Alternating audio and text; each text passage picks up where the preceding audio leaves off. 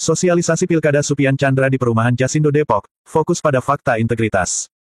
Depok, tanggal 16 November tahun 2024. Sosialisasi pasangan calon wali kota dan wakil wali kota Depok, Supian dan Chandra Rahmansyah, berlangsung meriah di RW 03 dan RW 18, Perumahan Jasindo, Mekarsari, Cimanggis, Depok. Acara ini dihadiri oleh anggota DPRD Kota Depok, IR, Edi Sitorus, yang turut mendukung pasangan ini, serta Ketua Relawan S3C Siswadi, tokoh masyarakat, dan sejumlah warga setempat.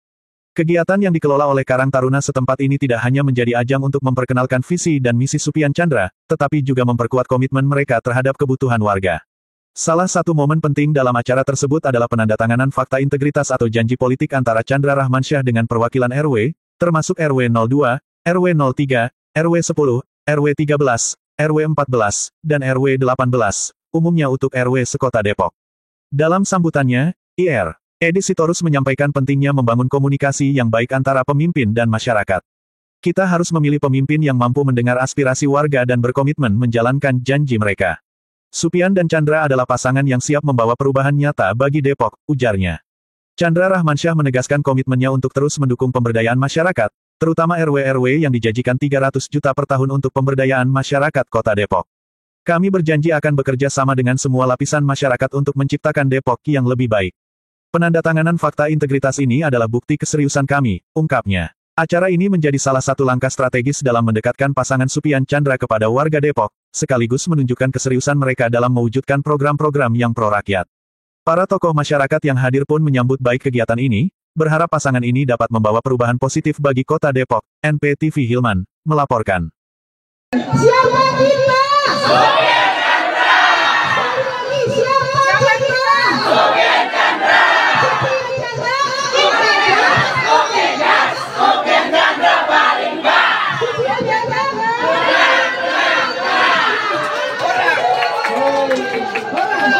Bapak Chandra Raja.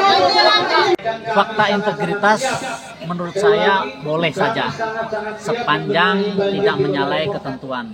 Fakta integritas itu sebenarnya bagian dari komitmen Pak Chandra untuk merealisasikan apa yang dia janjikan, untuk merealisasikan janji kampanyenya. Jangan janji kampanye, jangan pula janji yang sudah termuat dalam fakta integritas nanti tidak terpenuhi. Dengan adanya tulisan itu, maka ada alat untuk mengingatkan, untuk menagih beliau nantinya. Itulah Mas, fakta integritas. Terima kasih Pak. Menunjukkan dukungan masyarakat Depok terkait pentingnya perubahan di Kota Depok sangat besar dan terus meluas, di mana juga di lembaga survei kita juga selalu unggul, alhamdulillah. Ya, untuk memastikan kemenangan kita nanti di tanggal 20. Taruna tuh bisa nanti macam-macam cabang olahraganya, bisa bola, bisa voli, bisa bulu tangkis, macam-macam. Memiliki semangat yang sportif dan kompetitif. Jadi saya sangat menyambut baik nih hasil dari pertemuan Cimanggis ini dengan warga. Kita pastikan kita akan buat Liga Karang Taruna. Integritas ini untuk memastikan bahwa kami sangat-sangat siap untuk merealisasikan dana RW 300 juta per RW. Yang mana dalam fakta integritas tadi sudah dijelaskan dalam waktu 1 tahun setelah saya dilantik, kalau saya tidak bisa mundur dari jabatan. Jadi untuk memastikan kesiapan kami untuk dana RW 300 juta per RW dan untuk kenaikan insentif RT, RW, LPM, kader posyandu, kader Windu, guna optimalisasi pelayanan publik pemerintah Kota Depok kepada masyarakat. Sangat membantah, kenapa saat ini ada dana di kelurahan 2,5 miliar, yang padahal itu juga janji dari wali kota sebelumnya, kata 5 miliar per kelurahan itu nggak bisa direalisasikan. Kalau kami sih sangat-sangat siap. Sebab dana-dana kelurahan tadi yang dialokasikan untuk RW, ya kan tinggal kita juga tambahin anggaran-anggaran yang lain ada. Kedua, pastinya dengan setelah kami dilantik, ruang fiskal akan kami perbesar. Yang hari ini cuma 4,2 triliun, kita akan tingkatkan ruang fiskal itu sangat optimis. Apalagi merealisasikan program beasiswa dan bantuan kuliah gratis. Dan dibilang, apa tuh ngawur ya katanya? Apa bilangnya? Hah? Ngawur, nggak ada anggaran gitu kan?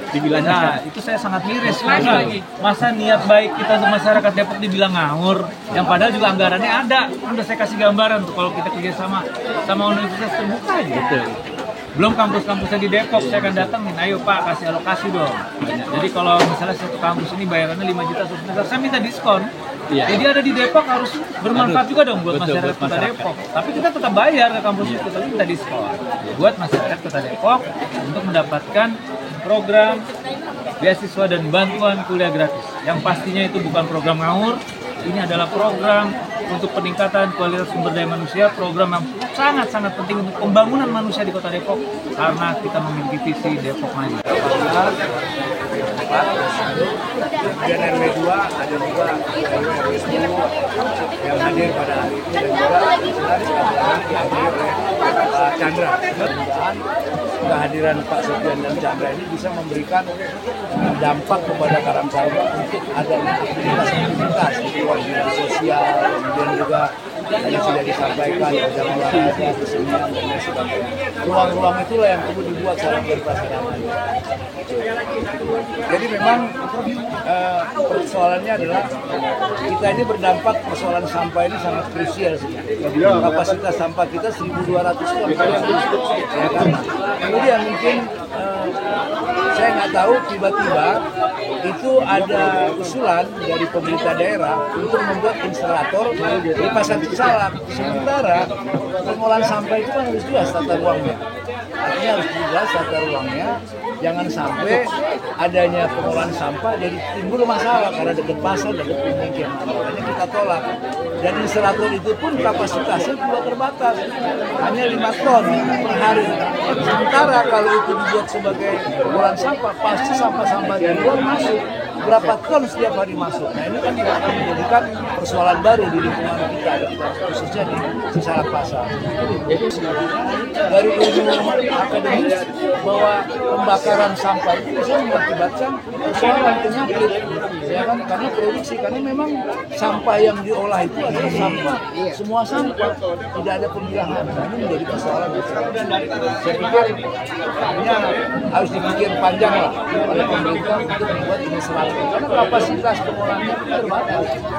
Dia hanya 5 ton, sementara sampah kita 1.200 ton. Ini rapat, saya hari ini rapat, saya akan tanya kepada dinas, tolong Anda buat kajian dari sisi kesehatan. Artinya setelah dibakar, gimana asap yang